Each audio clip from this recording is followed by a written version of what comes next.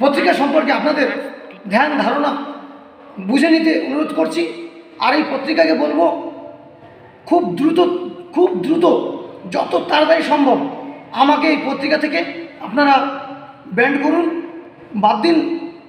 আর এনাদের এই পত্রিকার যে সাহিত্য গ্রুপ সেখান থেকেও আমাকে বহিষ্কার করে দিন। কারণ হচ্ছে একজন কবি যেখানে এত বড় একটা জাতীয় স্তরের অন্যায়ের প্রতিবাদকারীকে ঢুকতে দেয় না, তার স্বাধীনতা হরণ করে মা বোনের ইজ্জতের ব্যাপারে সে প্রোটেস্ট করেছে, সেই প্রোটেস্টের কথা যখন বলতে তো হয় না, সেই মঞ্চে থেকে আমি কি করব? এই বলে আমি আমার বক্তব্য শেষ করছি।